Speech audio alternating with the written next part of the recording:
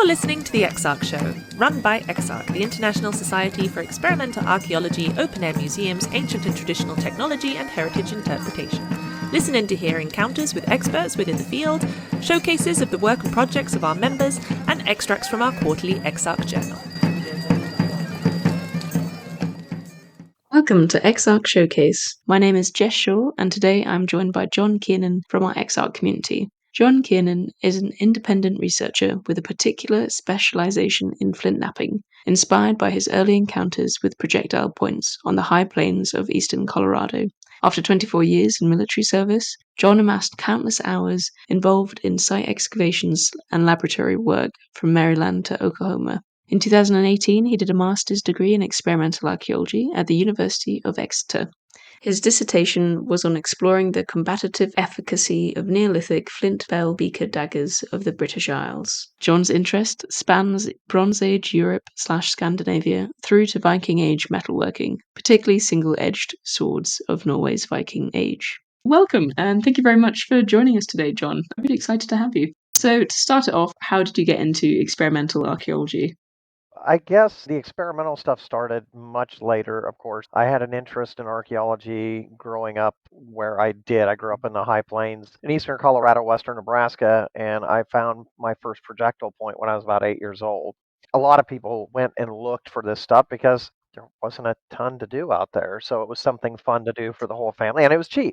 I found my first one, and I just thought who, what, why, where, how. I didn't know how to make an arrowhead, but I wanted to learn. And then I wanted to learn about archery, and I wanted to learn about all these things that made up the materiality of the culture. I kept trying to teach myself because remember, this is way before the internet. Little tiny towns where I grew up, anywhere from 200 to 300 people, and we'd live, of course, out of town. We raised registered quarter horses and ran some cattle. I'd talk to somebody, and somebody'd say, "Oh, I saw a guy one time use an antler and do blah," and I'm like, "Oh, an antler." Fast forward, I finally kind of started to figure out a little bit. In the meantime of all that, I got to handle some of the best collections of High Plains Paleo-Indian artifacts in the world. I've been able to do that, but all the time still trying to replicate things and trying to understand things. I guess a little kind of side thing, I've got this real pet peeve with people tagging experimental archaeology when it's really experiential archaeology. And that's what I was doing. I was trying to understand, I was trying to get techniques down. Fast forward a long time, 24 years in the military. After that, I was still trying to napping and other things all the way through there. A very dear friend of mine, Greg Nunn, did one of the best examples of experimental archaeology. It's published. There's a video out on replicating the Type 1C Danish dagger or Nordic late Neolithic, early Bronze Age stone dagger. I just found that very interesting because we make inferences about things all the time and we base them on our current understanding. But I think if you remove all your biases from you, especially when you try to look at something, that's the only way we're really going to understand and get a little tiny glimpse into our ancestors' life ways. I guess first got really introduced to it face to face in Lejre in Denmark. I had been going over to Norway to a very dear friend of mine, Morten Kuchera. One year he was working at the Stone Age Center at Orthamula. I went and met them in Denmark, and he's like, "Oh, we're going to Lejre," and I'm like, "Really?" Because you saw these people like Jacques Pellegrin and Eric Callahan from the U.S., all these people, and you'd see all this cool stuff they're doing. I finally got there, and it just happened to coincide with the University of Exeter making their visit over there to do demonstrations, do different things. I met some of the students. Of course, I ran into Dr. Teresa Camper. She wasn't doctor then, but she's like, "Where are you from? Where are you from?" We're from each other's backyards. And then Dr. Linda Harcum. And then I started reading more and doing more and looking at it, going, this is something that I find very interesting. And I think I found it even more interesting to the point where I had done this so long that I thought that at that time, I have probably gained enough knowledge, enough know how to really be able to look at some of this stuff. That's how I kind of got involved in experimental archaeology. And eventually that led me to using my benefits from being a retiree from the military to attend the University of Exeter and do my master's in experimental archaeology. Brilliant. And you actually mentioned before the difference between experimental and experiential archaeology. How would you define those differences? That's a good question. If you look at Instagram and Facebook, people will be flint napping and they're always hashtag experimental archaeology. I've been one of those people, call it what it is. But if I say, Jess, I'm going to send you a replica of this arrow point I made that's from the Great Basin, that means tools, techniques, technology, materials as we perceive them or as I'm trying to perceive them. To me, experimenting, you're following a plan because we have to remember experimental archaeology is based on scientific methodology, which means it must have a research question.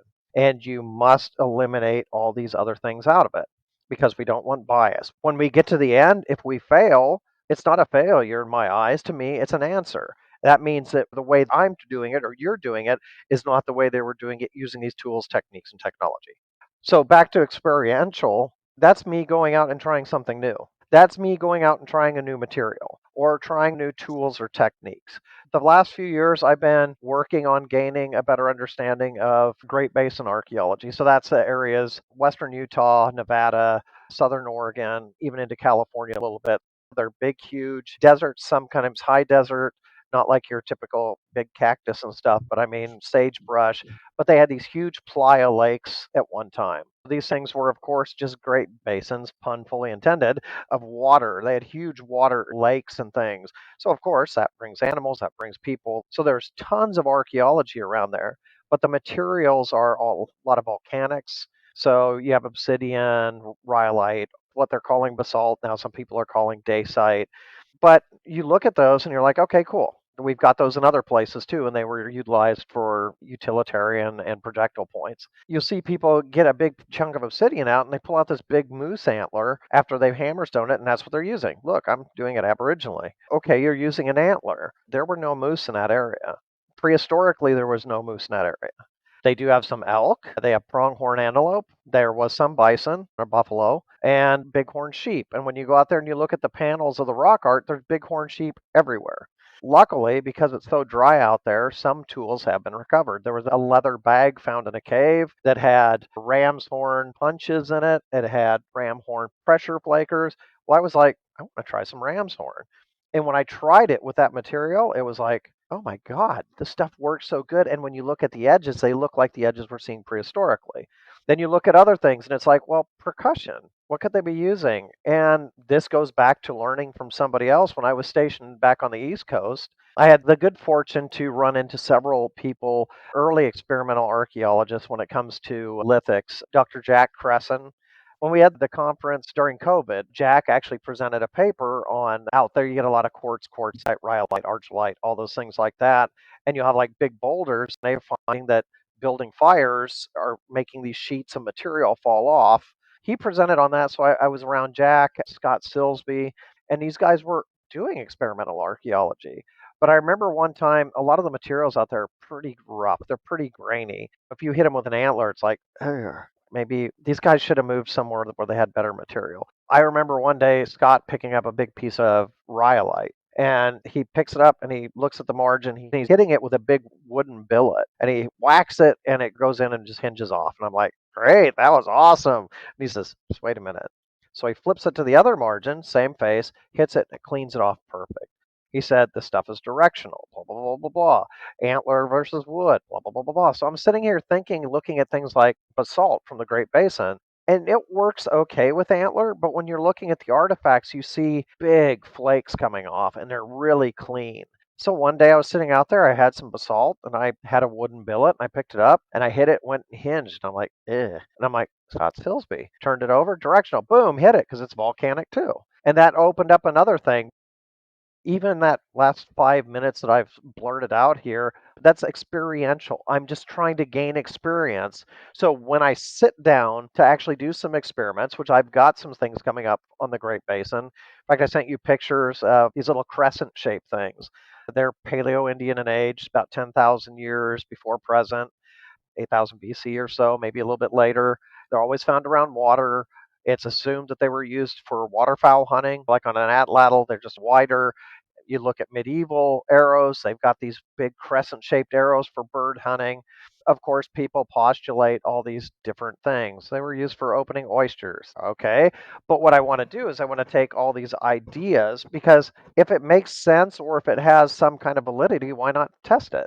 I've looked at probably a couple hundred by now, and I see certain things that tell me instantly what I feel. But no matter what I feel, when I'm done, if I've done everything correctly, I have to let the evidence or the outcome dictate to me. Is it possible? Is this really what they were using them for? I think experiential work is vital to experimental work. But the big dividing line there is anything goes. It's a free for all format. You can do things that you wouldn't normally do when you're working on gaining experience in what you're going to experiment on. But as soon as the experiment comes on, it's laboratory time, it's the white gloves, everything, you know what I'm saying? Now we're following strict scientific protocol because it's so funny how experimental archaeology, when it's going to be used, but then they're against it because, well, I would have done this differently. I would have done that differently. That's why we have to stick strictly to scientifically based things and we have to be able to support it and objectively be able to look at our own work and say, well, that was a good try. And again, it's not a failure. That's when you have to look and regroup. And as you know, when you do these experiments like this, what they do, which is absolutely horrid and scary, is they create a whole plethora of new questions. You have one question to answer, and you gain 100 more that you need to research.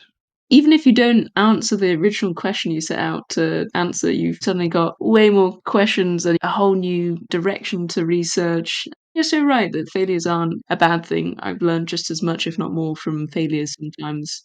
That's why when I look at something, I always leave room for future discoveries and research. Right now, based upon what I see, this is the best explanation for this. However, the next excavation or something else could reveal that there's something different or something I'm missing. When I did my dissertation slash thesis at Exeter, I end it basically saying that this is just the start.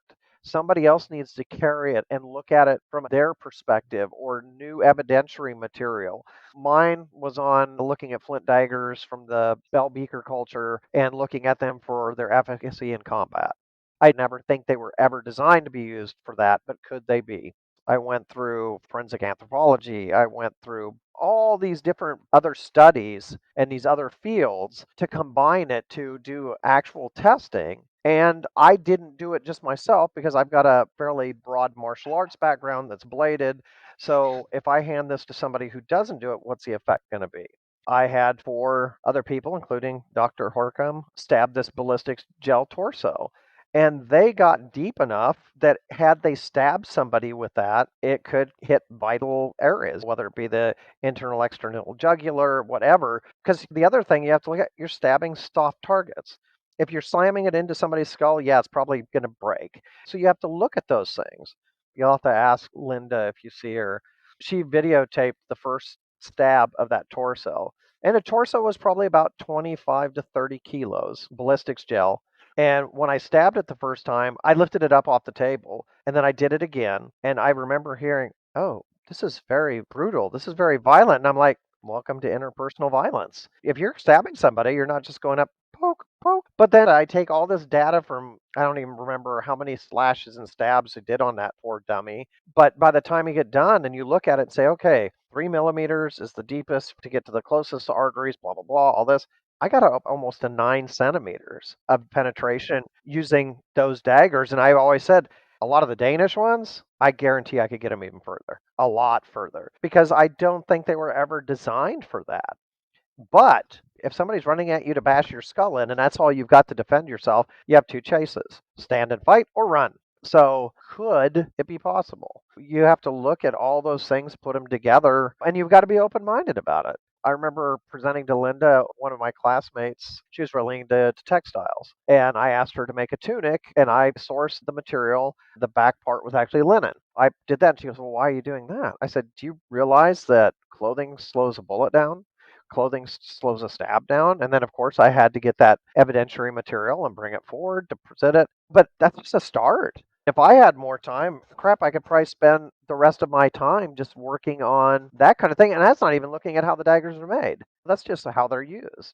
So true. And it's such a brilliant piece of research because Linda still cites it. She talked about it when I did my master's with her. I pay her to do that.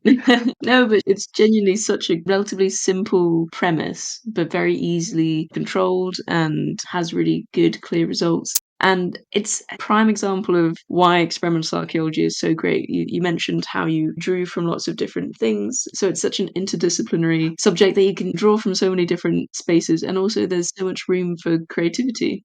If you really want to get the true answer, you can't ignore those things.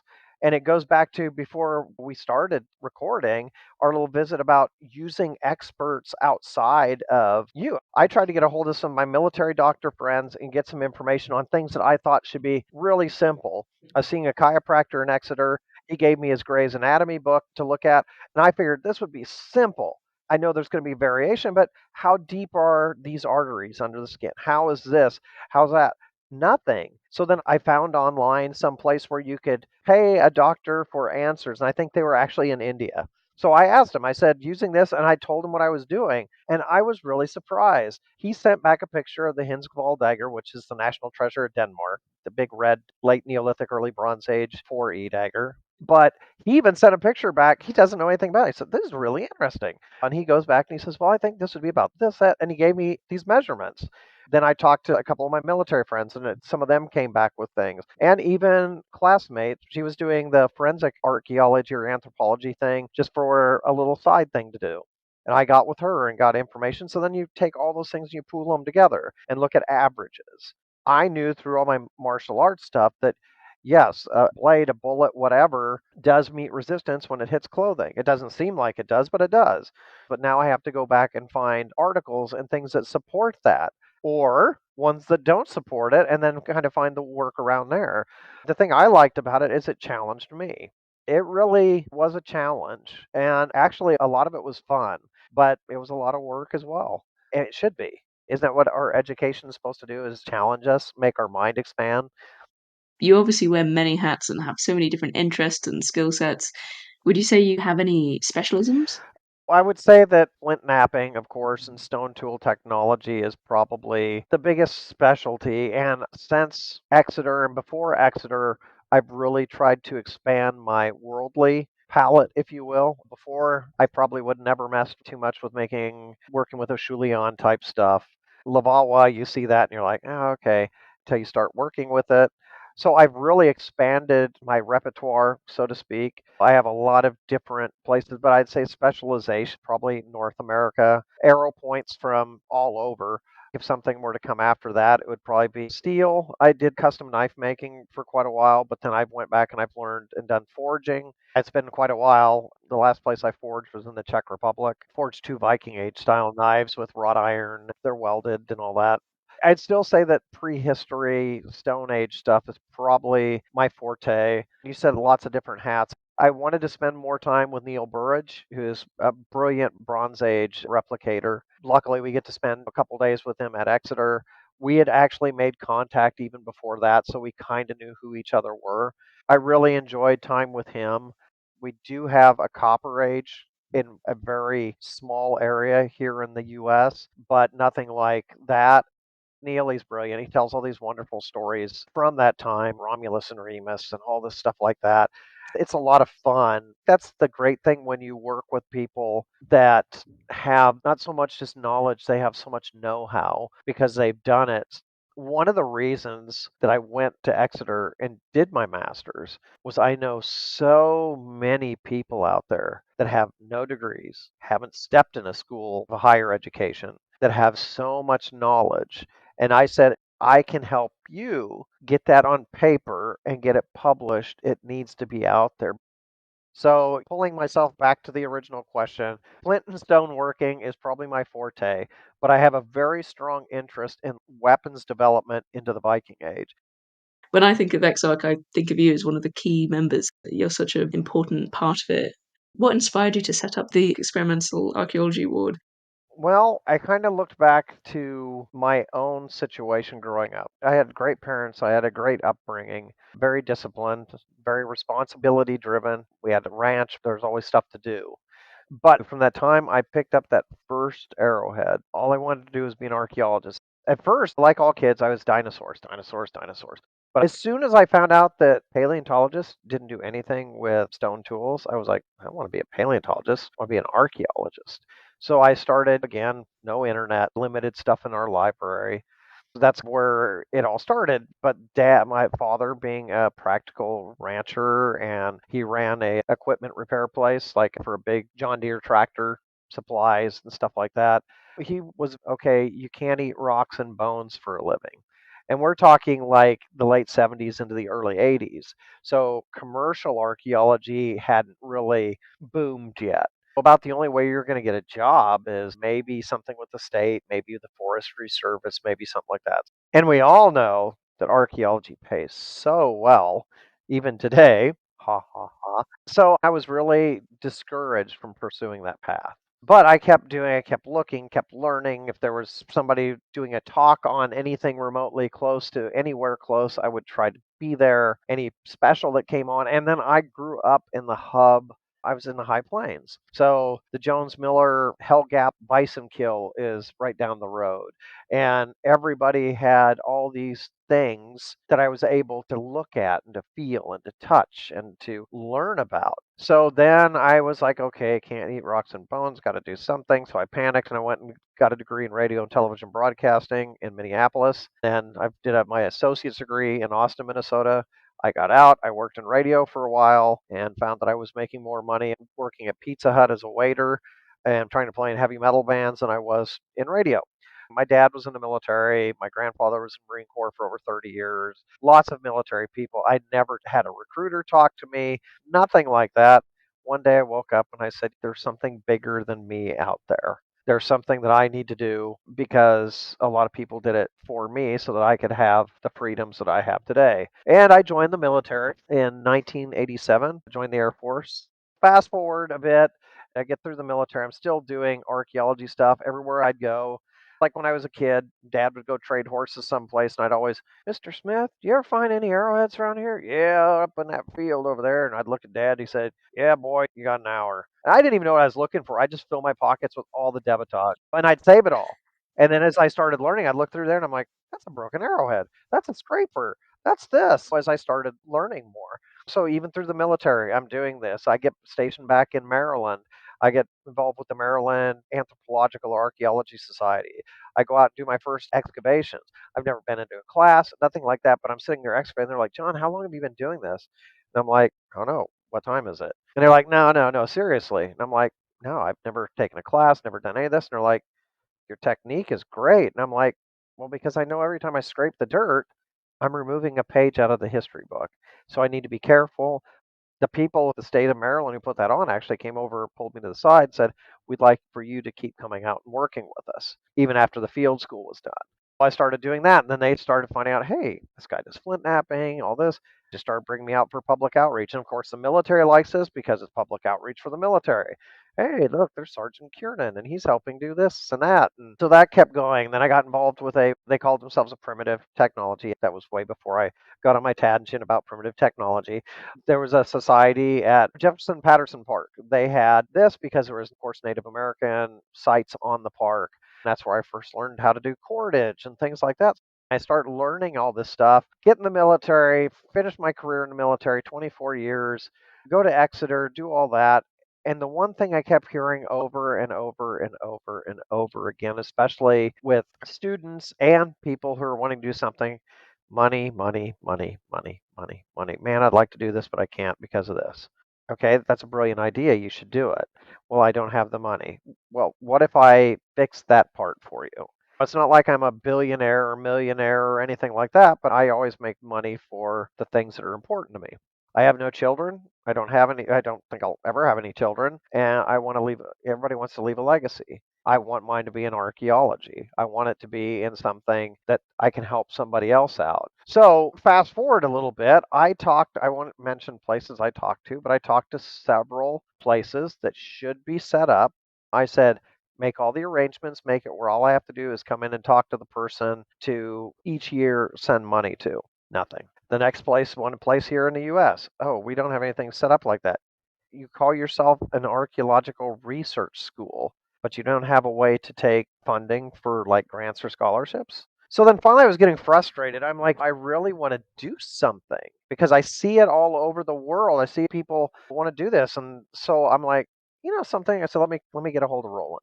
I told Roland, he got so excited. He says, give me 5 days. I said, take your time. 3 days later, he's checking it. I've got something working. I've got an idea. Okay, can we have a conference call? Sure.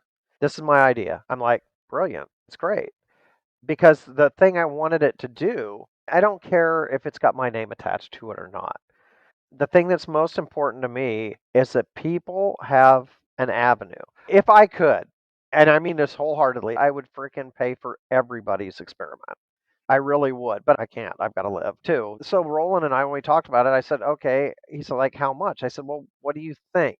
He says, well, I think 500 euros would go a long way towards this. Okay, let's do 1,000 euros and do two of them.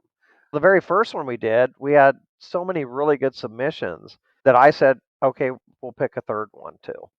So the first year we did three. We've had up to like 25 submissions.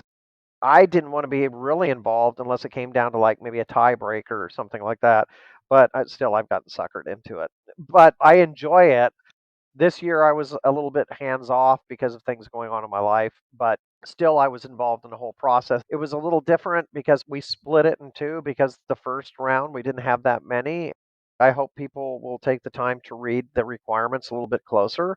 People don't need to worry if their English or grammar is a little bad. We don't care about that.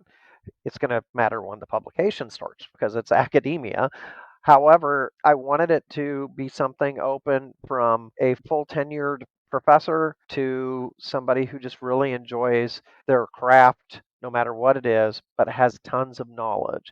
Because we all know people who don't have any letters behind their name that probably know more about the subject matter that they deal with than any expert or anybody who does have a PhD, MA, or anything else. That was the big thing, and Roland agreed 100%.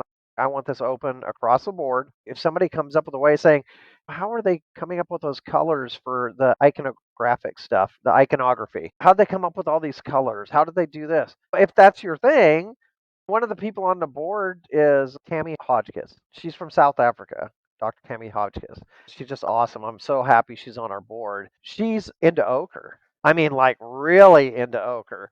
And her excitement is contagious.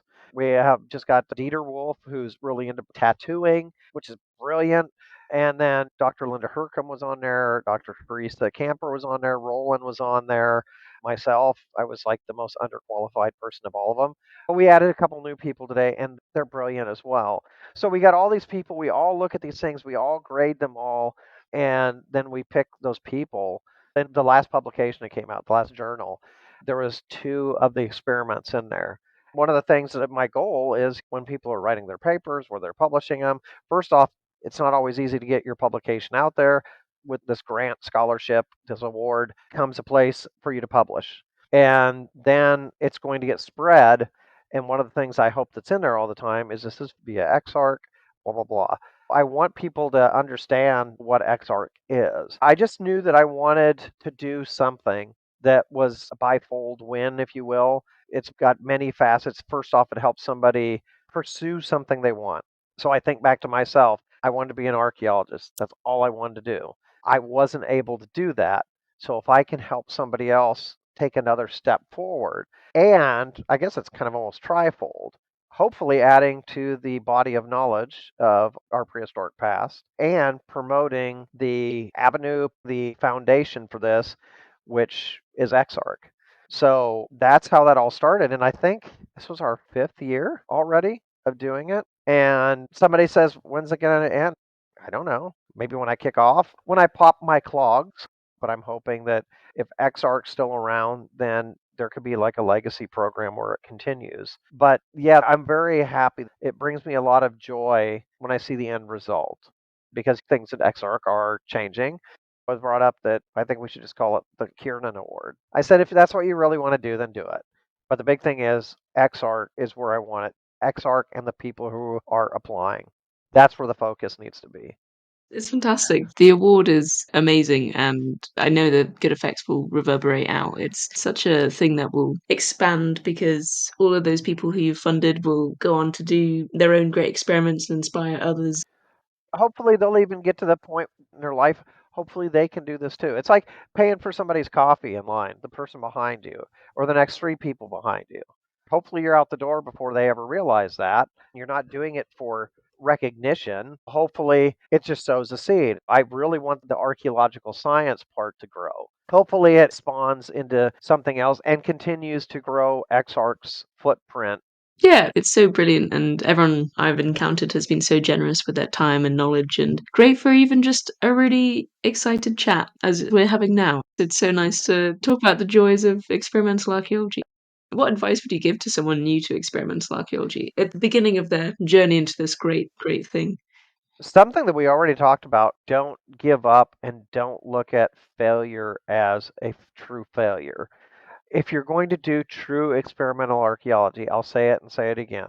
Experimental archaeology is based on science and scientific methodology. Therefore, if you're going to do experimental archaeology, you have to follow the rules. You have to set your research question. You have to set any kind of boundaries that there are. You have to eliminate any obstacles or any reason that you're substituting or any other thing like that. It has to be defined. Then, because we're talking about technology and we're talking about something that we up to a certain point, we don't really know exactly how they do. All we have is the debitage and the finished product, which that finished product is normally something that's went through a whole life cycle and has a biography all of its own. But you have to really try to get yourself and put yourself in the mindset of that culture and that people. Try to use the tools and the technology that they were using. Because a lot of people say if you find an arrowhead out in the field, a plowed field, and you remove it, they're like, oh, well, it has no context, it has no meaning. It does if you know how to read it. So looking at that debitage and trying to make an interpretation and then doing your experiment, if it doesn't turn out the same, because failures during the process are important too. Did you replicate the successes of that technology as well as the failures? Because if you replicate the failures and the successes and your debitage lines up, we're of course just talking stone tools, then you have a very strong probability that what you're doing was following what they did. If you only made perfect things and your debitage doesn't match everything else, they didn't do it that way. But don't be discouraged by that. That should motivate you to try something different. My biggest advice, I guess, is make sure that you're following scientific method or scientific methodology. Make sure that you're true to the cultural or what we at least think the cultural was doing in that process, and then do it. I can't tell you how many times I've broken things. I can remember when I first started, I'd get mad and I'd throw it down and probably said some very choice words. And then one day, an early mentor of mine in Flint Napping, he looked across at me and he said, instead of getting mad, why don't you look and see what you did wrong? And at first, that kind of irked me a bit. I mean, my last name is Kiernan, so I'm a tiny bit Irish. But that simple thing, instead of getting mad, why did it break? And then I started paying attention to how things were breaking when I broke them. Then out in the field doing excavations and field work, I'd see something and I'm like, I know exactly how that broke. They're like, how do you know that? Because of this. And then there's been places where I've been able to show a prehistoric failure along with my failure, and they're identical. So don't dismiss failures as failures. Look and see why they failed. Don't give up. Be thorough, very fluid, and very open, but be true to the culture. I mean, we owe it to our ancestors. We need to be doing it the best way that we can. And be open for the next time something happens for that to change. A new piece of evidence pops up that makes you rethink everything. Be flexible. Have you found reenactment to be a valuable tool? That's kind of a, and pun will be fully intended, it's kind of a double edged sword. If you're like a big open air museum like Lyra, you have a lot of different facets and you have a lot of different time periods. They're pretty good because they've got a big chunk of land. You have an area where you can say, okay, we're going to do the Viking Age. We're going to represent people from 800s in Denmark. You go back and you look at that and you say, based on all the stuff that we found, how are they dressing? How are they doing? Blah, blah, blah, blah, blah. And everybody falls in that same thing. But if you have people coming from the outside, then it's going to be kind of everything goes. You're going to have people that are wearing the big baggy pants from the Balto-Slavic region. You're going to have people doing this, that, and the other. And then you'll have really mixes of things because people say, oh, that's really cool. That's really cool. But if you're setting up saying that we're a Viking Age village from this time period in this area, then your key players should be dressed accordingly. If your replicated clothing is done correctly to the period, I think it can tell you some things that day to day that you would encounter, some things that it can hinder, other things like that. When I was doing Viking Age stuff, all wool pants, all wool tunic, hand sewn, the first things I realized was, damn, I'm getting a lot of holes and things. So I didn't have these brand spanky new looking pants. I'm spending time every day fixing holes and doing things like that because it's wearing. But just like in that time period, well, if there was a Viking market, I probably could find another pair of pants. But I didn't because I wanted to keep my pants. I just need to fix these. So you fix them. You learn different challenges that they probably face. Maybe if you're wearing a cloak that if you don't have it pinned a certain way, it gets in your way when you're trying to do this kind of task or that kind of task. Were there any restrictions in the clothing? Why is my crotch area of my freaking pants ripping out? And why are his crotch area of his pants ripping out? Because these pants are based on the ones that were found or designed from one of the surviving pairs. You see these things. So I think that wearing clothing, trying to live day to day or do some kind of experiments, I think it's good. If you follow the experimental archaeology template, I think that wearing clothing can be very beneficial. My shoes are real turn shoes that Espen Kuchera makes. They weren't truly experimental bound. I had just come from living in a village in Norway for about 3 weeks, and that was my clothing every day. I got to blow out in my shoes. When I gave him those shoes, he repaired them, and he's like, this is good for me to see, because he's looked at lots of old shoes, and you see the same things. There's only evidence of 3 helmets in the Viking Age. What does that mean? That means that everybody didn't have them. Same with the chainmail in Björni. There's only so many pieces. Why? Because it was expensive. Why did everybody not have a sword? Because a sword was the equivalent of about 9 head of cattle in price. It's just like a museum. We're talking about putting out the perfect things.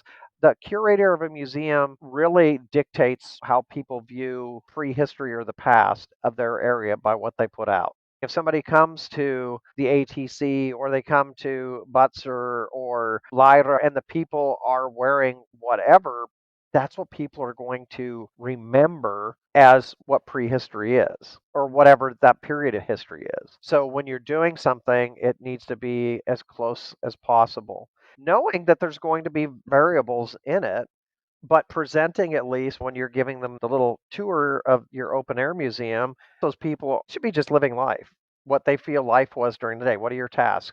We need to gather firewood. If it's later, Mesolithic, Neolithic, Bronze Age, we have animals to tend to. These are daily tasks that we have to do. It should be like looking through a window in time. Clothing itself tells a story, and yeah, reenactment is a really nice pathway into that and a pathway into other things if it gets you jazzed and inspires you to do more research. It's such a great way of engaging the public and inspiring their imaginations, seeing people right in front of them authentically smelly and clanking in their armor or whatnot. You mentioned something that I think is really important that's a lot of fun to look at too is wear and polish. Like the Sutton Hoo sword, there's wear on the pommel that people aren't really aware of because he rested his hand on that pommel. And we know he's right-handed, so you're seeing how things react, how they wear, how they tear. Because unfortunately, when it comes to textiles and stuff, we don't get a lot of preservation anywhere in the world. Yeah, very true. And as you mentioned with the shoes and the wear on that, very pleasing to kind of see it reflected in history and see that you're on the right path, literally.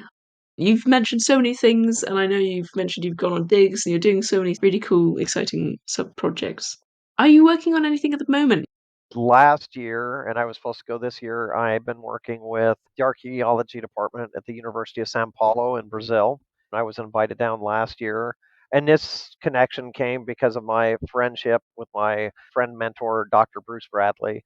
He's been working with them. So I went down there last year and went out on one excavation with them, looked at several sites, did several demonstrations, one at the university's museum, and it was a couple different groups, kids and everything else, which was fun because of my colleagues, Dr. Leticia Carreo and Dr. Astolfo, he's the professor there. One of the pinnacles for me was they asked me if I would be willing to work with some indigenous groups down there. Because, like any place else where the colonization happened, a lot of times craft industries are taken away because they're seen as traditional things. Well, down there, archery is still very huge.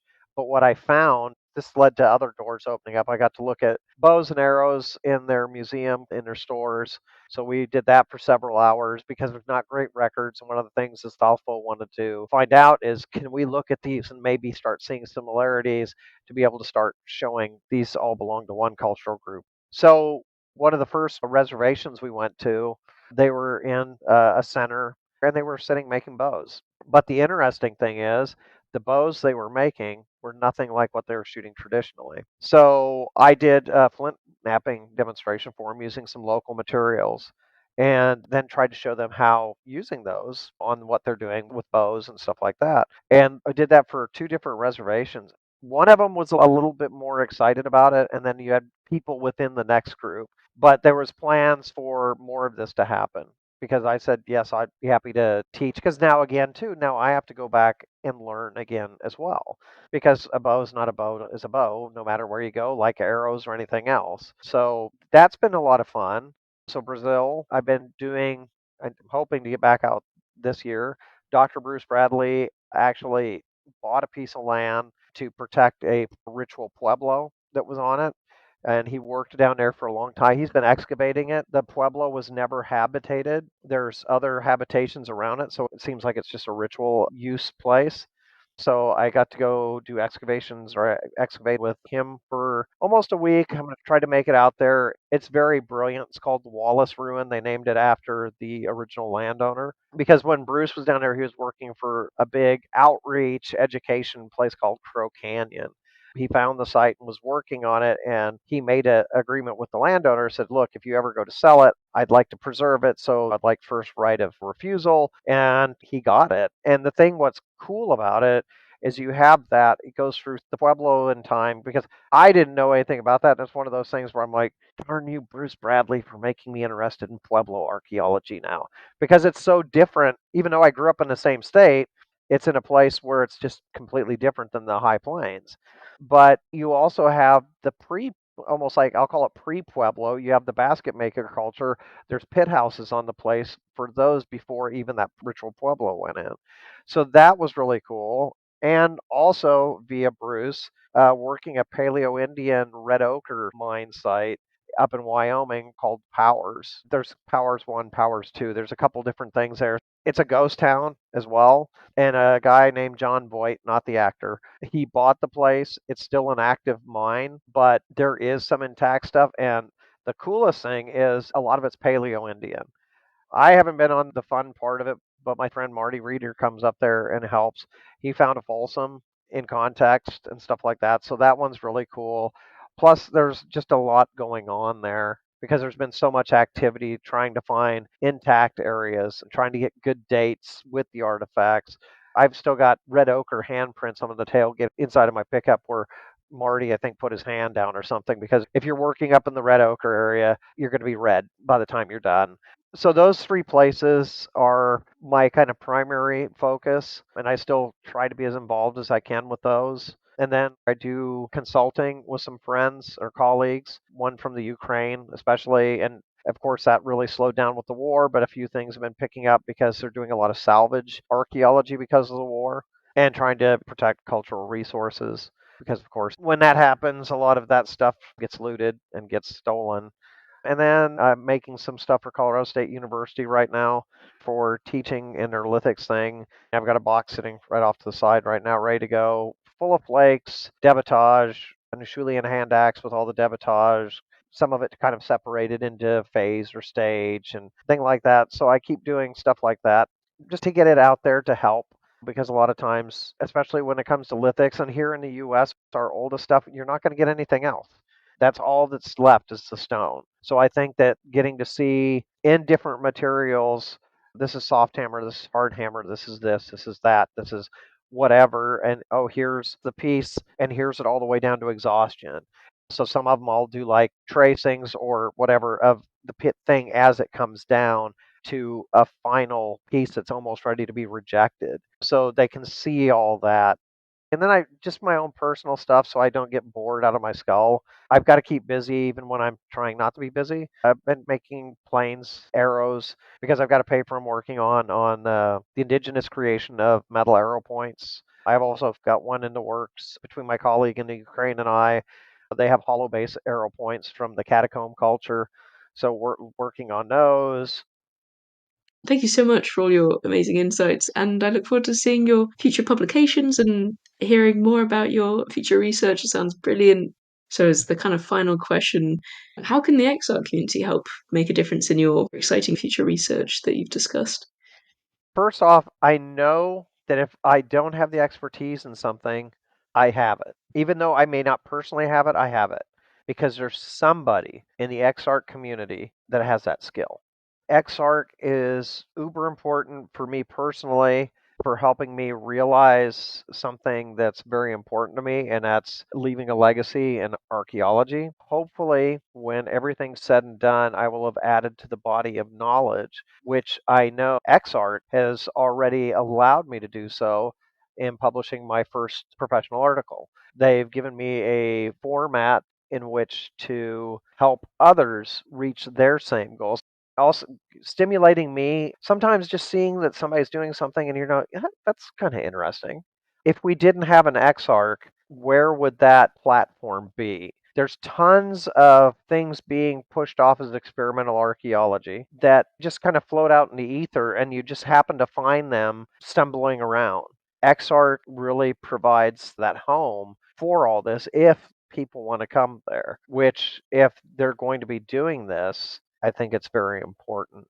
So EXARC can help me physically, academically, but just almost spiritually by allowing me a place to help others. Yeah, I've got lots of love for EXARC. Yeah, and you're such an important part of EXARC, so I'm glad that you can continue to be part of it.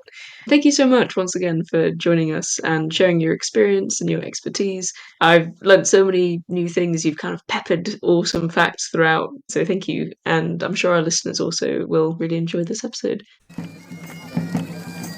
You've been listening to The EXARC Show, run by EXARC, the International Society for Experimental Archaeology, Open-Air Museums, Ancient and Traditional Technologies, and Heritage Interpretation. For more encounters with the world of experimental archaeology and open-air museums, check out our free open-access EXARC journal. To find out more about the different research projects of our EXARC members, you can check out our EXARC blog or join our Discord server completely free of charge. If you're interested in becoming more involved with EXARC, you can also become a member. For full details and to find out more about what we do as a society, check out our website at exarc.org.